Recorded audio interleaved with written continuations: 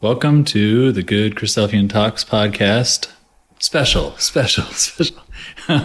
This is our special 1-year anniversary episode. Yeah, it's pretty cool. So we're together here at the table and excited to take a look at a couple things. We are going to be playing a talk from Brother Dennis Gillet. Faith at Rock Bottom, or Rock Bottom Faith, is from 1974, I believe. I'm saying that off the top of my head and did not prepare, but that will be after this. So we're not sure how long this intro will be. We're just going to run through some of the numbers and talk about some of the surprises we've had from 1 year of the podcast. But if you don't want to hear that stuff, you can just skip ahead until you hear Dennis Gillet's voice, and we'll put the timestamp in the show notes. Yeah, we'll stick it in there. So if most podcast apps will hyperlink that, you can click on it and it'll jump right to the time that's down there. So 52 episodes, a year worth of doing one talk a week. Pretty crazy. So first off, just thank you to everybody who's been listening. We're averaging over 500 listens, which is crazy. Per episode. Yeah, it's absolutely nuts. Did not expect that. And I guess we also now should thank the Lord for blessing this project. It is something that we did not expect we didn't expect the reception that it's had and how many people have been enjoying it and how helpful it's been. It's been helpful for us too. We always say how this has been a blessing in our lives as well. So it's a great thing. And it, like we say in our normal intro, it just helps us get the Word of God into our daily news feed. And so thank you for listening and for so many suggestions for so many classes. That really is what we rely on at this point, I would say. Yeah, it's definitely something we depend on. There's several people that have made multiple suggestions, or sometimes people will send suggestions and they'll have 3 or 4 classes in there, which is awesome. So you know who you are. We don't want to call anybody out, but thank you for that. It's gotten interesting also digging into all the different the archives of Christadelphia, finding kind of uncovered gems, but also having people suggest things that have been really impactful to them more recently. So it's kind of like we're getting the pulse of Christadelphia Bible what people talks. are thinking. Yeah, it's been good. And on our little website, internal website that we share, we used to have just a couple places where you can get talks. Now we've got like a big old list, which is also great. So thank you for those suggestions, for those resources. Yeah, we find out about ecclesias that host their talks and exhortations and things. Every once in a while, someone will say, "Well, I heard this really good one that a brother gave. Here's the website, and here's how to find the download link." Yeah. So that's something that has been really cool to see, just how many sort of untapped locations there are. Makes it exciting for us as we go forward, because 52 episodes in, and there's the list of potential classes. We still have probably well over 20 right now, and we get new suggestions all the time. So we're going to run through, we're just going to discuss just some of the numbers, share some of the numbers that Anchor gives us. We'll go over some of our biggest surprises, I would say, from doing this for a year. Yep. Talk about a couple ideas for the future, whether or not we're committed to them or not, who knows, but just some ideas for the future, and talk about other podcasts that we've got around, and then we'll get to this Dennis Gillet class. So, but let's run through some of the numbers. So I think one of the things that's blown us away has been the reach of the podcast. I mean, podcasting is a really cool format because it's something you can do while you're doing other things, whether you're driving to work, doing something where you don't need to focus your entire mind on it. So I think it's a medium that as a whole is growing, and in the course of a year, we have over 30,000 downloads total for the entire podcast for all 51 episodes. I should say this is 52, crazy. That's which crazy. Is just nuts. We are our number one podcast is the first episode by Brother Bob Lloyd, which is it just crossed the 1,000 download mark. And really, there's not that many there's like 60,000 Christadelphians, we think, in the world, just about. And we have an episode that has 1,000 downloads, or 1,000 downloads. It's just never would have expected that. Definitely at all. Not. It's also really amazing because Levi and I are both from California in the United States, but how widespread it is globally. We're able to see some information about the countries and where the downloads are coming from. And, obviously a big chunk comes to the United States, but I'd say probably from just kind of skimming the numbers, 30 to 40% are Australia, UK, Canada, but then all the way to pretty much any country you could think of, Ireland, India. People must France. be downloading it randomly, or when people are traveling. Like I traveled to Spain last summer and downloaded an episode, so it shows that someone in Spain downloaded an episode. That was probably me. But yeah, you said, like you said, a full 28% of our listeners download, or 20% of our downloads are from Australia.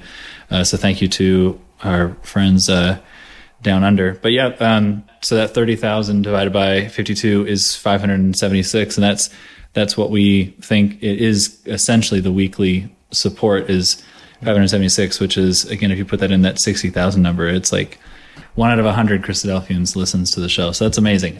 Again, we're not saying these numbers out of pride. This is just something that we literally talked about doing this and said, if 50 people benefit from this, then it's worth it. Because it'll be worth it to us to listen to the classes. So we're just so happy that it really has been a need that has helped people and has been responded to, because I remember saying it out loud. If 50 people listen to it, I'll keep doing it, but I probably won't do it for less than 50. Like I think we had that conversation because a year ago, and we thought we'd give it a try. And if we get 50 people, it's worth it. And it's just really cool to see so many people benefiting from it. It is a good idea. And we were talking the other day. I did not remember. Chris reminded me whose idea it was. I could not remember whose idea it was. We were standing with you. Well, you tell the story. We were standing with Andrew Stiles. Yeah. So it was a little over a year and a half ago. We were at a men's camp out that we do in California, Lake Kachuma. And we were standing around the campfire. And if I remember correctly, I ended up buddying on a conversation that Levi and Andrew were having about Christadelphian Bible Talks that he helps maintain and host. Right. Andrew Stiles runs that website, which is very popular here in North America. And I think the conversation was it started with kind of like what were the top classes that were downloaded from his site. And I don't remember which one of us threw out the idea like, we should find a better way to make those classes be accessible, whether it was like, we should have a podcast feed off of the website. Right. And we were kind of talking it out, and, but we ended up, it was one of those things where everybody just started kind of throwing in some ideas and saying like, we should kind of curate it and try to pick out like the best ones. Cause, as Levi kind of says when we did our trailer a year ago, it was, if somebody sends you a class and says, this class is awesome, then so much more likely to listen to it. Exactly. Which is essentially why we call it Good Christadelphian Talks. Exactly. Yeah.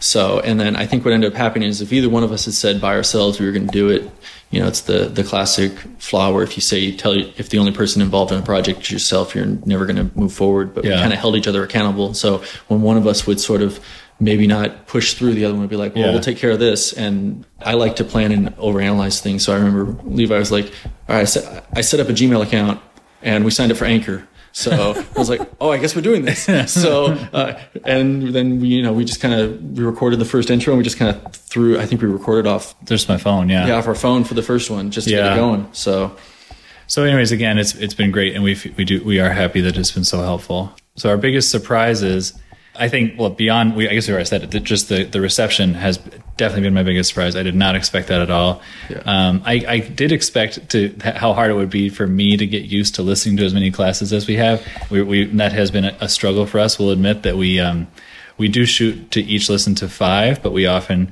do less than that. And again, that's really why we live off suggestions, is because when we get a suggestion, then we find a good, we know that one's good and we both listen to it. And then we try to post it. So that's not a surprise, but what has been, that's a challenge some weeks. I've been surprised at how, I guess our favorite episodes. How many of them? It's actually kind of hard. So one of the things we wanted to talk about is like which episodes we look back at that were kind of either the ones that were surprised, because some of the classes that we've posted have been definitely some of our longtime favorites. The Bob Lloyd one we led with was a favorite of both of ours, because that particular series he had given several times. But I know for myself the Jay Mayak one with the burning bush I really, really enjoyed, just because of it was a good blend of kind of personal testimonial, Bible study, and practical application, which I really enjoyed. But there's tons of other ones. But I've been floored by He Is Able by Harry Tennant, which is on the feed. That was such a good class. That's probably one of the only ones I've listened to more than once since we started. And then the other one was Brother Philip Davidson recently talking about depression. I think that class was awesome, just really, really good. And we got a lot of good feedback on that.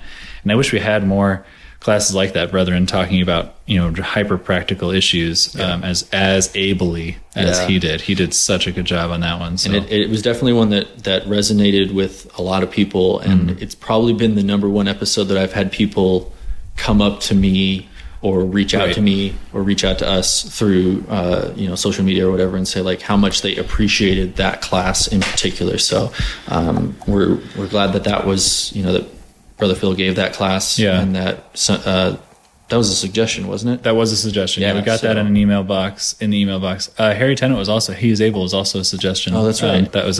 That's an excellent class. Yeah. So, what are our plans for the future? Some of the ideas that we've been throwing around that I've been planning, and this kind of segues into how many other Christadelphian podcasts, I don't know whether they were out there and we just weren't aware of it, or have sort of spun up in the last year as the media kind of has taken off. But one of the ideas that I'm currently working on is getting both a website that we will host podcast feeds off to make it a little bit easier for people to find, have some of the slides and other information, because some people have asked about that, and it's a little tricky to link to that when it's in random places, so have it be hosted in one central place. So an actual website, not just an anchor website for our podcast, but then also you're saying a one for all the podcasts. And then also to be able to link, because the number of Christadelphian podcasts that have popped up has been amazing. So we try to give shout outs to the different ones, just because not everybody necessarily always has the time or the attention to want to listen to an hour plus. So I know we even had Sam. The first one was Pause to Consider, by Sam, who was one of our guest hosts. So that's actually one of our other potential plans for the future, is having, if you are comfortable doing that type of thing and are interested, feel free to reach out to us. I think it's something we enjoyed having Sam on for those 2 weeks, to have other guest hosts introduce a class that they found particularly impressive or that was great. Encouraging for them. I'd like to do that again. Yeah. But let's run down these other podcasts. Definitely. So Pause to Consider by Sam Taylor, definitely check that one out. And that's what we're saying. Search all of these if you want more. These other brothers and sisters are doing really good work by almost being more creative even than we are. And Sam's doing full on devotionals, and they're totally excellent and encouraging. Mm-hmm. So Pause to Consider by Sam Taylor. There's a podcast called New Every Morning by a group of sisters in Australia who don't put their names on the show, but they have an email address you can email. And then Discerning Daughters by Sister Rachel Adams in New Jersey. And I should say both of those are particularly unique, and they're both podcasts by sisters for sisters, which is something that I think is good, because it gives everybody an opportunity. That's kind of one of the beauties of the podcast media, is like if you've got something that you can press record on, especially with Anchor making it so easy for you to get a feed up that anybody, whatever spin you've got on something, you can publish something. So the Essential Bible Studies podcast by Brother Tim Young. There's a podcast in England called From the Platform by Tom Peel, discussing the Christadelphian community. And then I'm on another podcast, which we're just now getting off the ground, called A Little Faith. You can search A Little Faith. We're going to be posting episodes pretty quickly now. We posted an introduction 2 months ago, but the other episodes are coming. Yeah, the intro was great. Getting off the ground now. So it's like you said, a lot of those have started in this last year, kind of along with us, the same graduating class, if you will, of podcasts. And we definitely suggest all of them. We both have long commutes. I mean, that's what it comes down to, is Chris and I both drive 45 minutes an hour each way each day. So, we are the biggest fans of these shows to again get more positive things in our brains. So, definitely. Well, thanks for listening to all that. We still do have a class here by Brother Dennis Gillet, and it's an excellent one on the things that can hurt our faith and how to build our faith back up, called Faith at Rock Bottom. This class is slightly challenging, just in Dennis's words are so beautiful and poetic, just like his writing, but his speaking is the same way. Like, it's not like a normal speaking English. It is an older English. It's from the 70s, but also I believe just his style is very deliberate and poetic.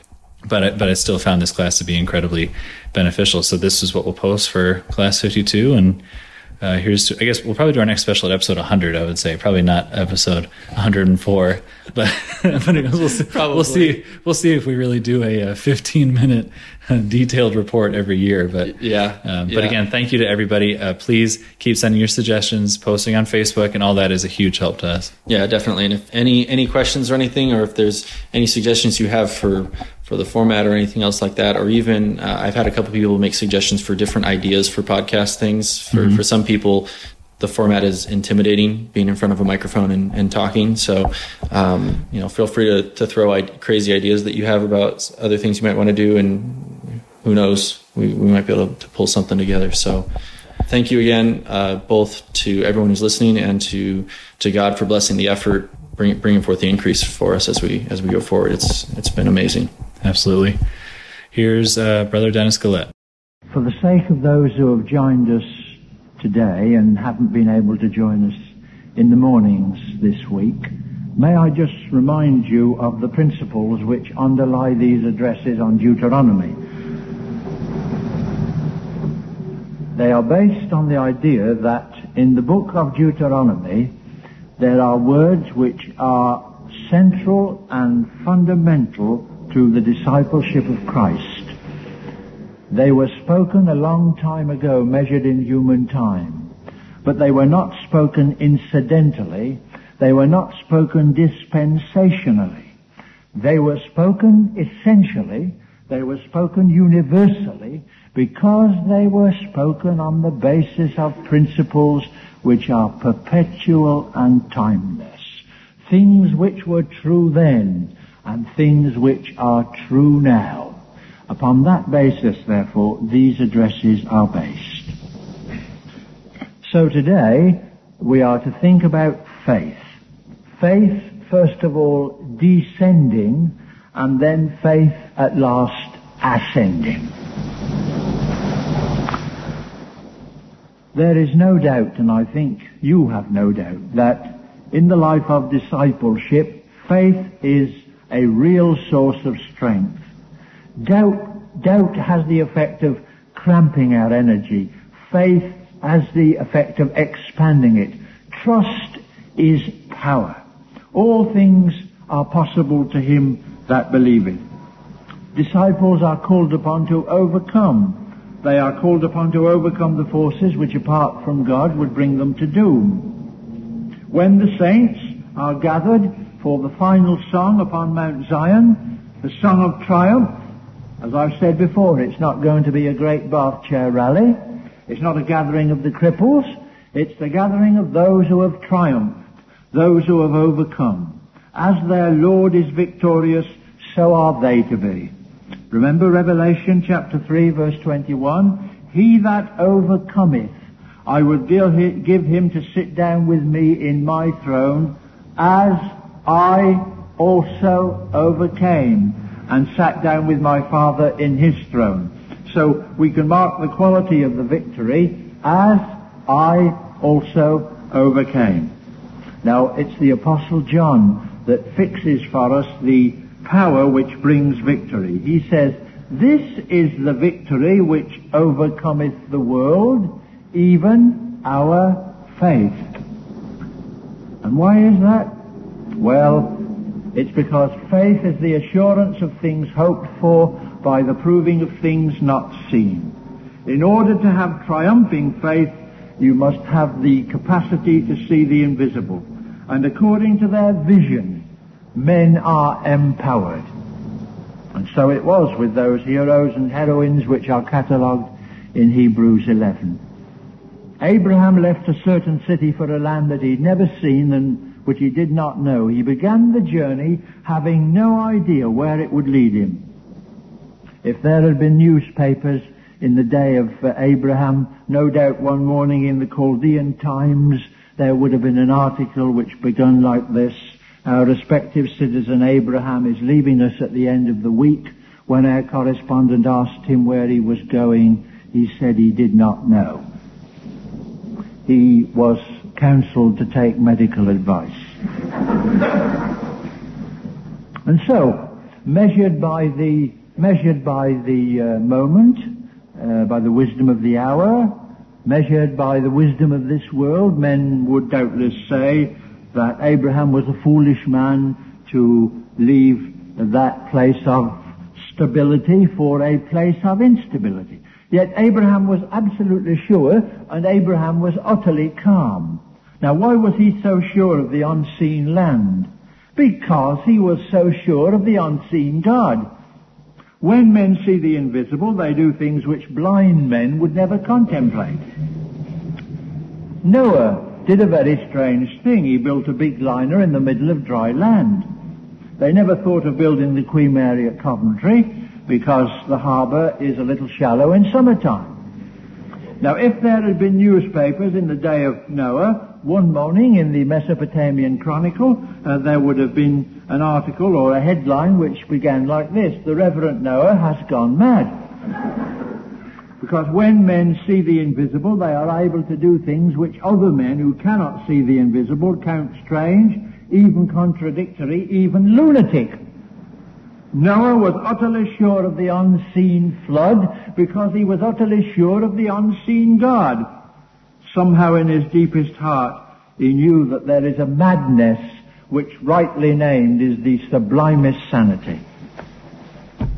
Think of the man with the shepherd's crook who turned his back on all the splendor of Egypt because he had respect unto the recompense of the reward. Somehow he was sure that there is infinitely more value in Messiah's reproach than in all the honor of Pharaoh. He endured as seeing him who is invisible. He knew this Moses.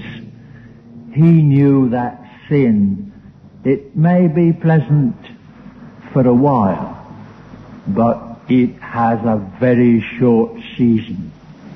That is, measured by the calendar of heaven, a very short season. Or think of the man of Tarsus. He saw something which his companions never saw, and he was never the same again. He tramped over rough roads, he faced tempests, he endured peril upon peril, more than once barely escaped with his life, because he was utterly sure of his King. He said, "I know whom I have believed." He said, "Neither death, nor life, nor angels, nor principalities, nor things present, nor things to come, nor powers, nor height, nor depth, nor any other creature is able to separate us from the love of God, which is in Christ Jesus our Lord." What a splendid confession of faith that is. Unshakable faith, and out of it came a life of enduring faithfulness. There's no doubt faith is power.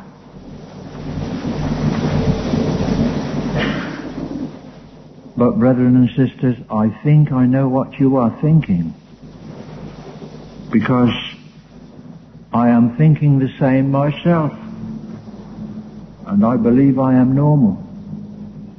Not many of us are able to live at the altitude which we have just been recalling. Not many of us ever get above the snow line. Too often we are in the valley where the day is dull and the saffron is scarce and the stream of life is rancid. And faith consequently descends, and we think thoughts, wrong thoughts, and we nurse doubts, and we do things which would make us ashamed in the presence of Abraham and Noah and Moses and Paul. Why does faith descend? Faith that begins so brightly, so earnestly, why does it descend? Why does it get dim? Why do disciples who were once strong begin to fail and falter? Well, first of all, it's no new problem, we can be sure of that. I can think of two sentences from the New Testament that tell us it's no new problem. ye were running well. Who did hinder you? I have this against thee, that thou didst leave thy first love. So it was so then, just as it is sometimes now. Why is it? Well, as it appears to me, there are divers reasons, perhaps as many reasons as there are different kinds of disciples. And obviously we cannot think of all the reasons, only some, and of those some only two. 1. Very often faith is assaulted by fear. Now, fear is an insidious thing. It saps the strength, it weakens the nerve, it dilutes the resolution. Through fear, men lose their grip, and through fear, men lose their optimism. High hopes are dashed, and loyalty is abandoned through fear. Just let me remind you of the people of God, people called upon to high destiny and high enterprise. The people of God, as they came to the margin of the good land at Kadesh Barnea, they sent spies in to spy out the land. And they came back with their intelligence report in preparation for the campaign. And as you know, they came back with two reports. There was a majority report and a minority report, and they were almost identical. The majority report said, in effect, it is a good land, it flows with milk and honey, the grapes are luscious, the rivers are beautiful, but there are walled cities and giants, and we are as grasshoppers in their sight. We had better not go. Let us make a captain and go back to Egypt. The minority report was almost the same. It said, it's a good land, it flows with milk and honey, the grapes are luscious, the rivers are beautiful. It is true there are walled cities and giants, and we may look like grasshoppers, but the Lord our God will give us this land. Let us go in and possess it. Just in passing, the difference between the majority report and the minority report was the placing of the little word but. In the Bible, every word is important. They said, there are walled cities and giants. No, they said, it's a good land, but there are walled cities and giants. The others said, it is a good land, there are walled cities and giants, but the Lord our God will give us this land. Well, it's to the lasting shame of the people of Israel, as you know, that they chose the majority report. And they chose it because they were afraid. It was fear. It was fear which is at the root of their failure. They were afraid of the forces which were in opposition. And in the face of those forces, their courage melted away. The Hebrew writer says that they were not able to enter in because of unbelief, and their unbelief was rooted in their fear. It tells us that eroded faith is a barrier to possession. Now, what made their failure so inexcusable, as you know, is that they had received so much evidence of the invisible God. Remember, faith is the assurance of things hoped for by the proving of things not seen. And God had given them abundant proof of His power. He had given them outstanding proof of His compassion. He had parted the Red Sea and had destroyed their enemies in it. He delivered them from Egypt with mighty power and with a stretched out arm. And here they are with no assurance about His ability to deal with these walled cities and these giants. They dare not venture. They were afraid to venture, even with God. They forgot His providential care. As I said to you before, they liked the milk and honey, but they couldn't forget the garlic and the leeks and the onions. It's a strange thing that garlic has come to be the outward sign of an inward disgrace. Such was the tragedy of descending faith in the people of God. They turned back from their high heritage through fear. Fear of the things that lie ahead and fear of losing the things that lay behind. Well now, discipleship in Deuteronomy. Here is the issue. Dare we consult our fears in the light of this ensample of Israel? I know the local conditions have now faded and they are changed, but the principles remain. Why do men hold back from venturing in faith with God? Sometimes through fear. Through a fear that if they were to act boldly in faith, they might expose themselves to some deprivation. It might mean the loss of some material advantage.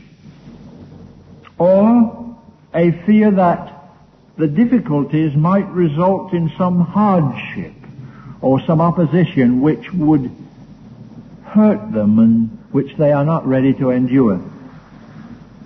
Or a fear that if they declared themselves openly as their faith demands, then somehow their reputation would be injured. Or the fact of acting in faith might mean the repudiation of some relationship or some indulgence which they fear to relinquish or which they long to keep. But then there are other fears too. Fear of weakness. By weakness I mean the continual failure to master forces which assault the spirit and crush the soul. Or fear of the unknown, looking into the future and seeing no light. Or fear of some physical disability, some bodily failure, some dark problem which no human agency is able to solve. Fear of the things which are coming on the world. Fear of violence, fear of evil, fear of that perhaps which began best will end worse. And then there's fear about the mystery of sorrow and pain. Not only your own pain, but fear about the pain and the sorrow of others. And then there's fear of death, the last enemy.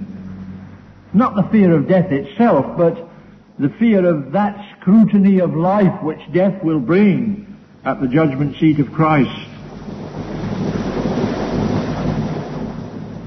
And then there's fear, and this is a real fear.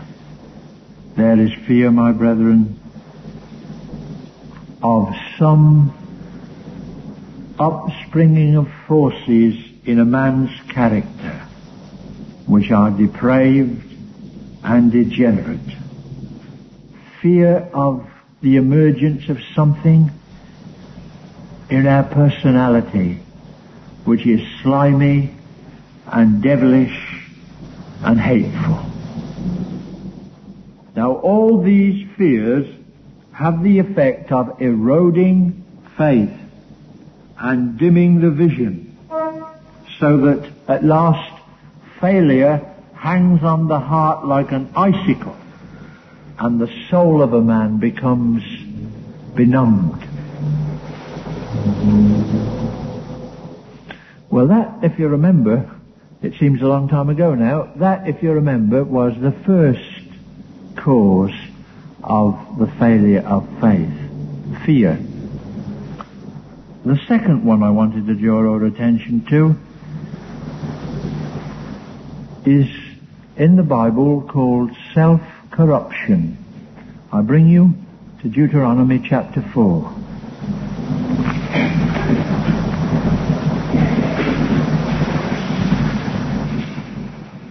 Deuteronomy chapter 4, verse 25.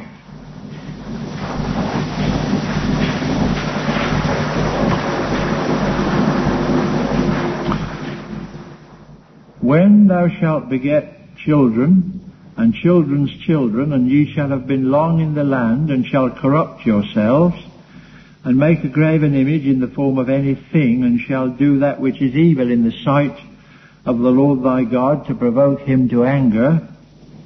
I call heaven and earth to witness against you this day, that ye shall soon utterly perish from off the land whereunto ye go over Jordan to possess it.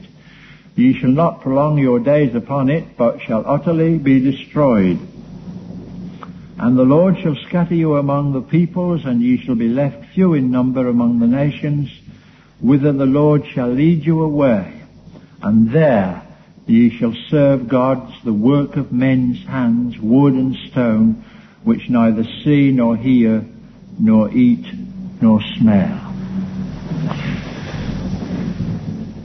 Notice the process.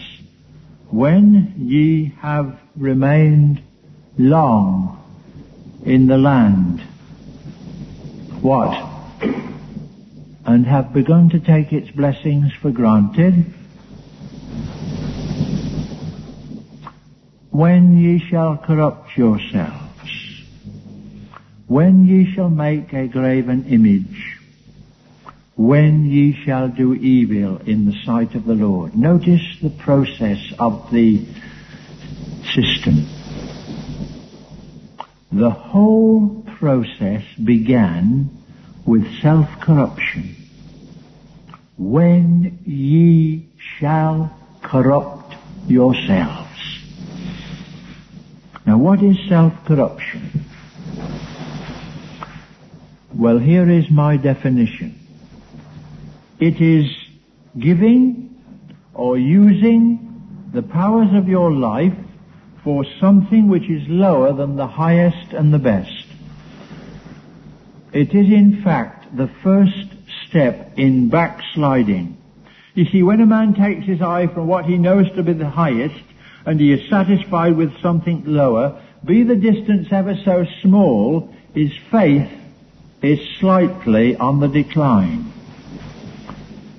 It's not a case of having the ideal and believing in the ideal and falling short of the ideal. That is one thing. That is one problem.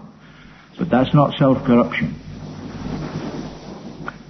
Self-corruption is when a man puts something lower as his ideal.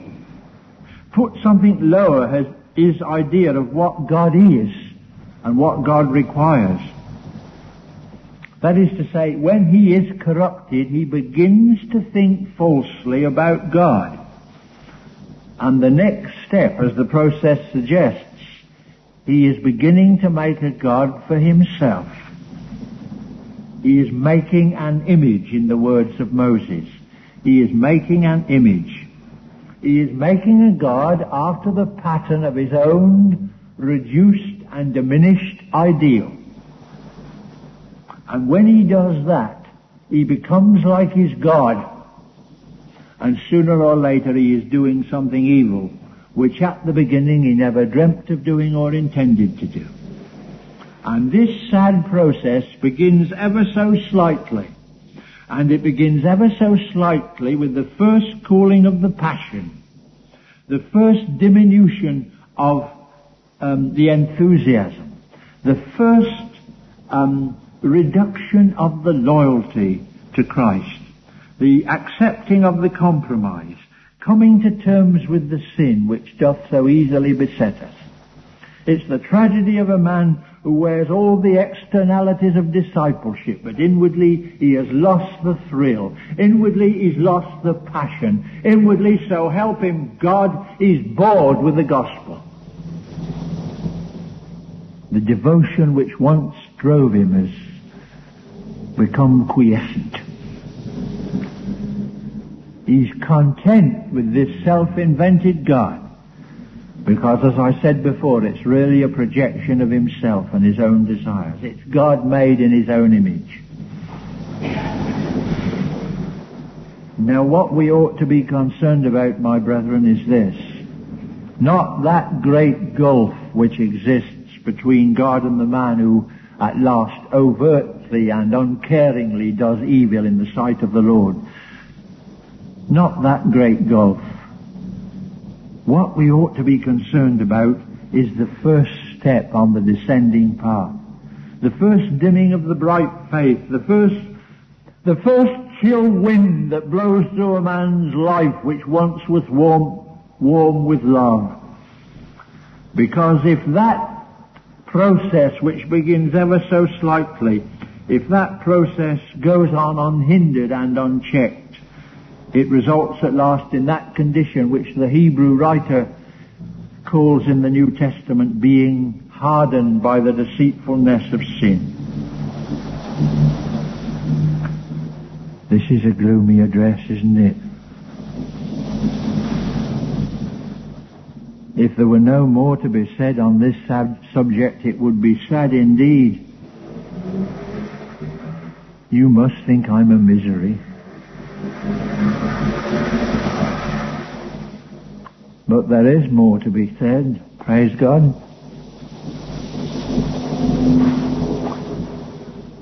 Deuteronomy 4.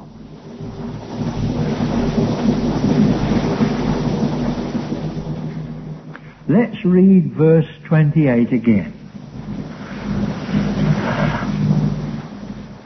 And there ye shall serve gods, self-made gods,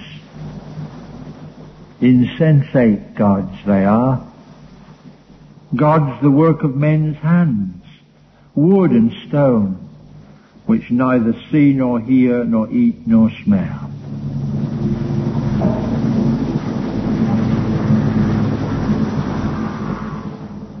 Every word in the Bible is important. Notice the next word. But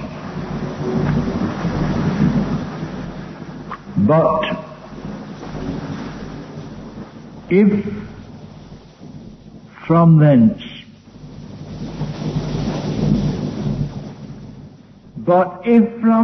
thou shalt seek the Lord thy God, thou shalt find him, if thou search after him with all thy heart and with all thy soul. But if from thence you just think where thence was for these people eventually came to this condition that Moses had forewarned them about. People who were mastered by insensate gods, who were themselves the people of Yahweh, the living God. Think where they were, eventually in some foreign land, far away from Zion, in the very heart of idolatry, mastered by paganism, degenerating they were, descending. Men of vision they were. Men of the highest vision they were. Men of noble passions, men of fair ideals. And here they were, languishing and lost. How can they sing the songs of Zion in a strange land, scattered, forsaken and despised?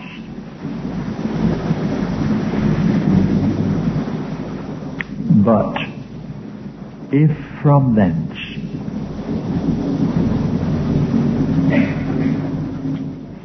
well, you don't have to be a genius in Durban to see that this is the agony of broken discipleship wherever it is.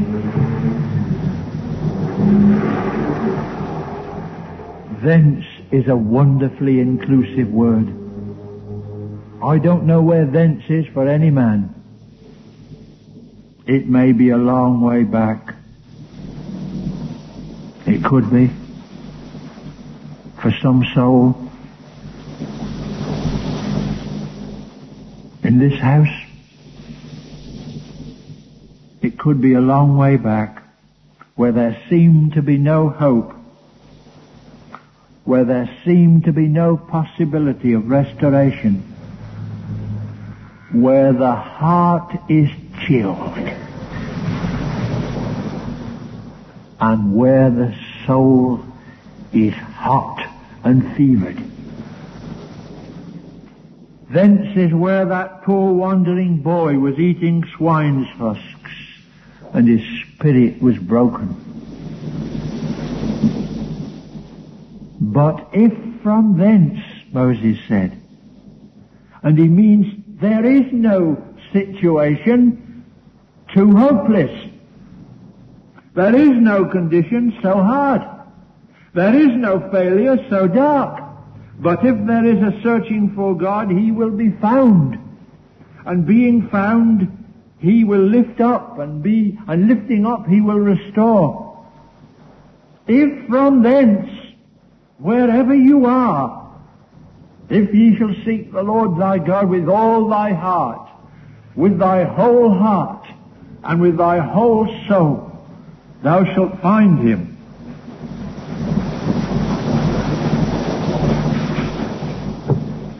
Discipleship in Deuteronomy. Now there is in the New Testament a word which is the counterpart of thence in Deuteronomy chapter 4. It is in the 7th chapter of the Hebrew letter.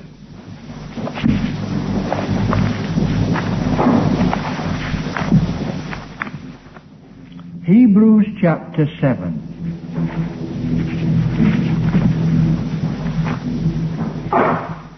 And it's verse 25.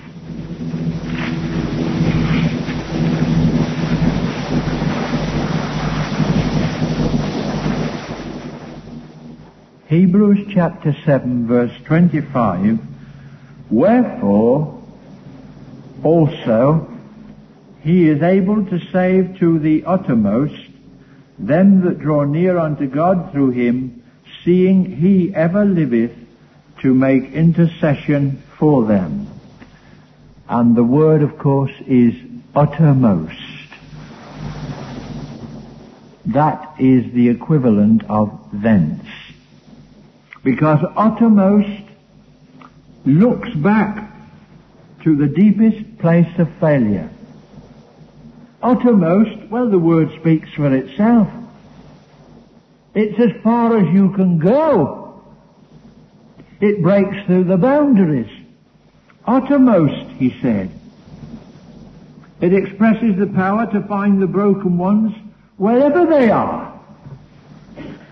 Uttermost, he said, it means that this man's priesthood descends deeper than the deepest sin. It penetrates every barrier. It removes every impediment. It heals every wound. It finds the forsaken ones wherever they may be. And though they be fear-filled and sin-laden, never mind. Uttermost, he said. It means he finds them and carries them through the tempest and over the rugged mountain to the place of succor and safety. Over the rugged mountain, did I say? A figure? Listen. How beautiful. Upon the mountain are the feet of him that bringeth good tidings, that saith unto Zion, thence, that saith unto Zion in thence, thy God reigneth. And because God reigns, the broken soul is never forsaken. You see, it was at thence that poor wandering boy came to himself, and he said, I will arise, and I will go to my father, and I will say, Father, I have sinned before heaven and against thee. I am no more worthy to be called thy son. Make me as one of thy hired servants. I expect you've noticed he was never able to finish the sentence he'd resolved and practiced. The sentence was interrupted by the father's embrace and the loving welcome. The boy's plan to be a slave instead of a son was hushed and ended by the ministry of restoration. If from thence,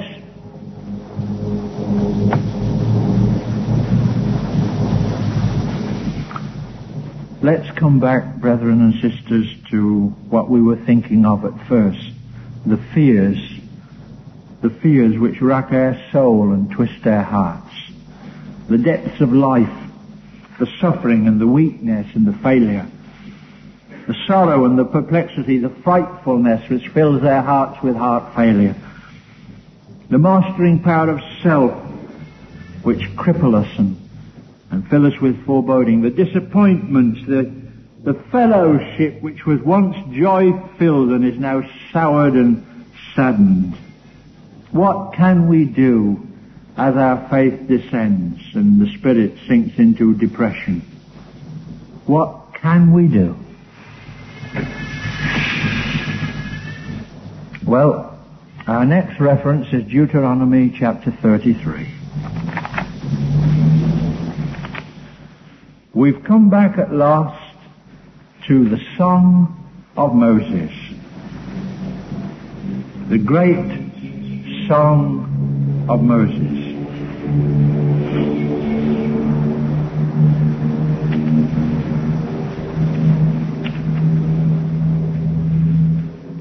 Verse 27 of Deuteronomy chapter 33.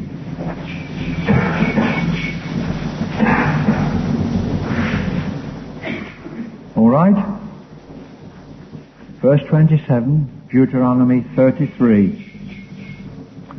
The eternal God is thy dwelling place, and underneath are the everlasting arms. And he thrust out the enemy from before thee and said, Destroy. The eternal God is thy dwelling place, and underneath are the everlasting arms.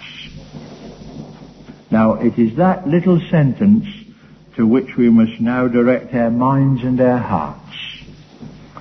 Let's just enjoy a bit of exposition. In this sentence, the word God,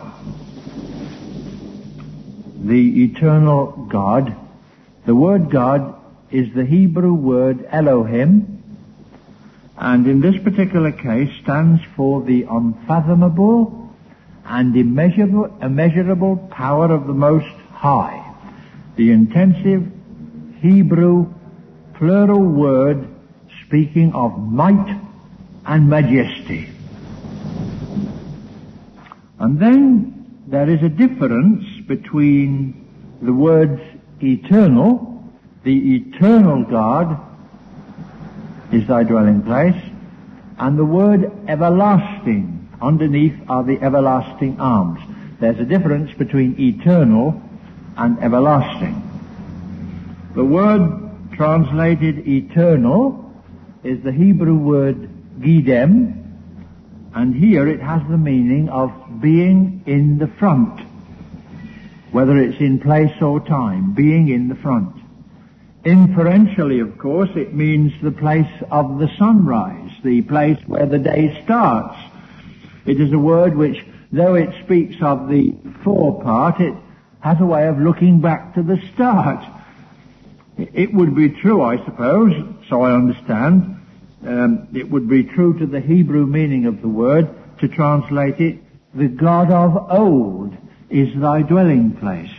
But to use the word old for this Hebrew word would lack one thing. It would lack the poetic sense of the word eternal.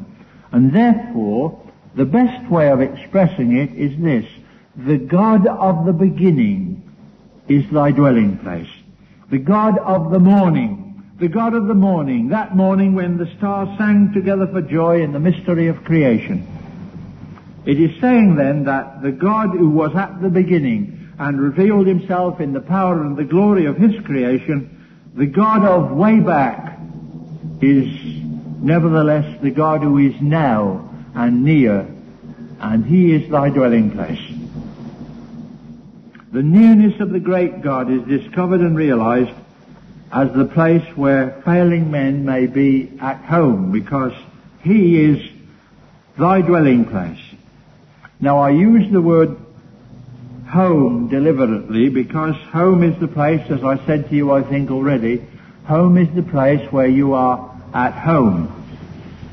The place where all fear is banished, the place where there is security and rest, the place where there is peace and goodwill, where you move not by the authority of dogmatism but by the authority of love, the place where every door is open for love's sake, where you can be true to yourself, the place where there is no need of guile or pretense or window dressing. At home, you are inwardly what you are outwardly, or the other way round. You are outwardly what you are inwardly. Now, if you think I've overstated it, then I want to bring you to a place, another place in the Old Testament, where this same word, dwell, the eternal God is thy dwelling place, where this word dwell is used. And it's used again in the sense of being at home with. Isaiah 33.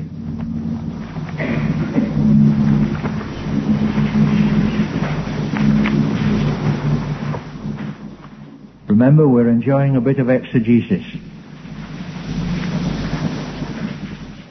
Isaiah 33, verse 14. Solemn words from Isaiah. The sinners in Zion are afraid. Trembling hath surprised the godless ones. Who among us shall dwell with devouring fire? Who among us shall dwell with everlasting burnings? Now, that question that Isaiah asks means, who among us shall dwell with everlasting burnings? Who among us will be at home in the fire? Who will be able to survive and come out of it better and purer? Not the sinners in Zion, certainly not the sinners in Zion, but those who have lived their lives and made them incombustible by the quality of their living. Gold survives in the fire, stubble is destroyed. One who is at home with fire is the gold, and the other who is consumed is the stubble. So you see what I mean? Dwell there means being at home with, being able to live with it, and to live through it, the everlasting burnings. So, coming back to Deuteronomy, the God of the morning is thy dwelling place. The God of the beginning is the God who is with thee now on the pathway. With thee in spite, dwelling with you. Dwelling with you in spite of your recurring powerlessness. Dwelling with you in spite of your faltering steps. In spite of your trembling heart. The God of the beginning is thy homestead. The God who said, let there be light. The God who divided the water from the water. The God who brought life into existence and said, let us make man in our image. Light, water, life. It's the story of discipleship, the light of the truth, the water of baptism, the life of faith. This God is thy dwelling place, where broken men may find home. And then underneath are the everlasting arms. The word everlasting seeks to describe the timelessness of God. It's the Hebrew word olam. It means age abiding. Something which is unchanged by the ages, passing through the ages and beyond the ages, never touched by the ages, violating all the calendars and all the almanacs. It means, a good example of what it means is in that word in Isaiah 9, amongst those names conferred upon Emmanuel. He is Wonderful Counselor, the Mighty God, El Gibor. the everlasting Father, that is, the Father of eternity, the Father of the vanishing point. The Father of the vanishing point, where the line passes out of sight, the concealed, that which lies beyond the uttermost effort to follow and understand, where thought and imagination are halted, age abiding, something so broad and extensive as to be always outside of human experience and human endeavor, broader than the broadest reaching of human hearts and human hands, deeper than the deepest descending of human frailty, everlasting, the strength unlimited, the enclosing power, the infinite tenderness of God, the God of the morning.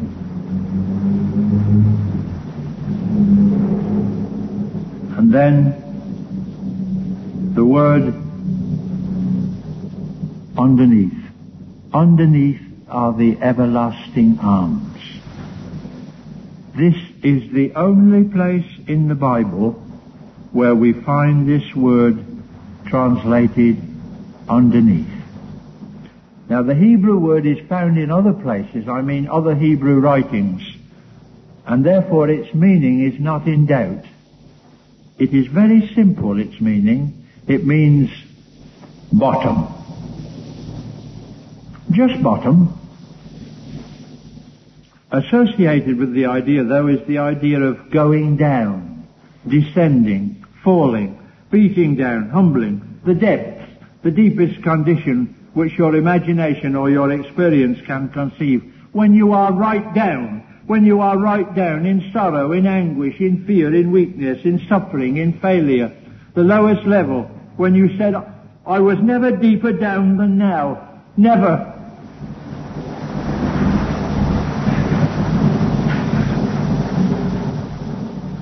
Now listen, underneath that, lower than that, are the everlasting arms. Lower than the bottom. Beneath that are the everlasting arms. When faith was at rock bottom, the everlasting arms of God were underneath that. Underneath life, with all its mystery, with all its seeming chancefulness, with its perplexity, with its contradiction, underneath are the everlasting arms. There's nothing outside the orbit of His will. There is nothing beyond the tenderness of His care. What can you say? How can you tell it? Human syllables are not adequate, brethren and sisters.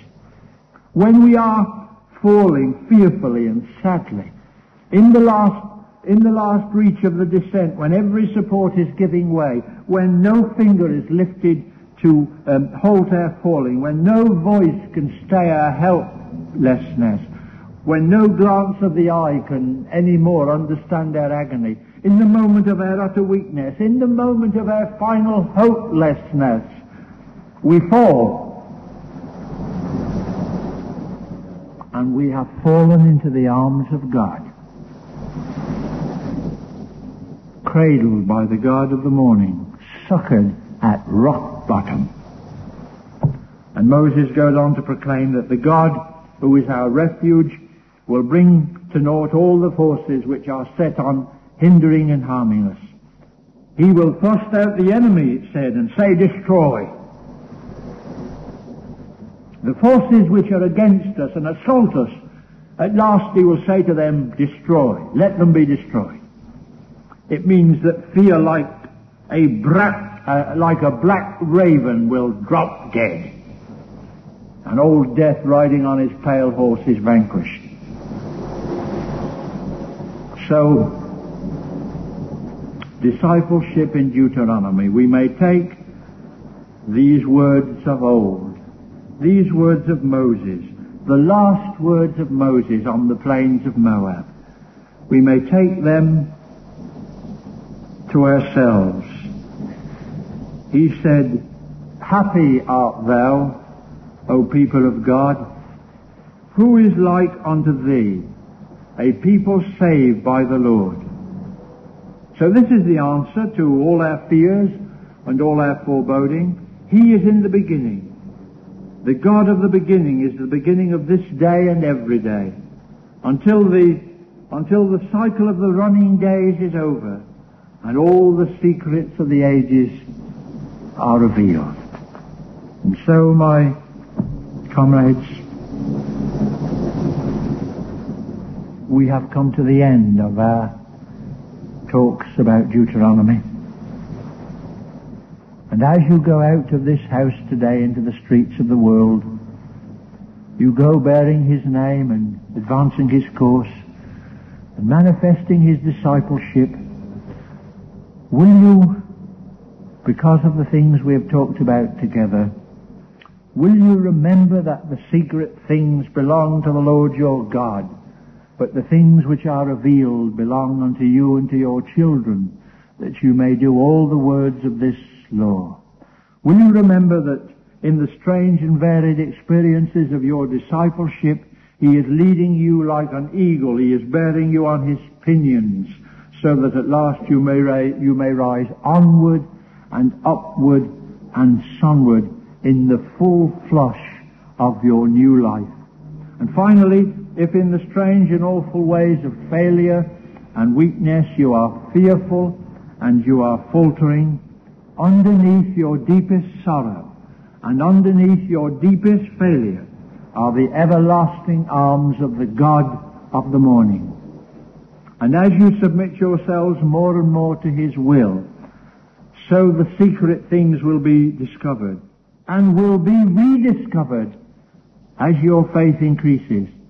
And so you will rise up into that circle of those who know the King best of all, his next of kin, those who are called to stand with him and to fight with him until the day is done and the kingdom is come.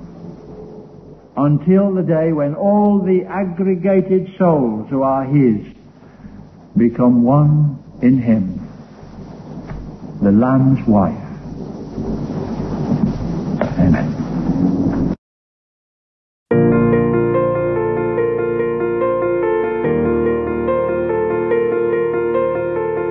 Thank you for listening to the Good Christadelphian Talks Podcast. Please subscribe for new episodes and leave a review on Apple Podcasts or whichever service you are listening from to help people find the show when they search for it. If you enjoyed this talk, share it on social media so other people can find it too. For show notes and links to the talk that you just listened to, visit our show page at anchor.fm/GCT. We want to encourage everyone to share their thoughts from the talk this week on Facebook or Instagram, where we are at Good Christadelphian Talks, or on Twitter, where we are at GCT_podcast. If you know of a great talk, we want to know about it too. Send a suggestion to goodchristadelphiantalks@gmail.com or message us on any of our social media platforms. Thank you for listening. God bless, and talk to you next week.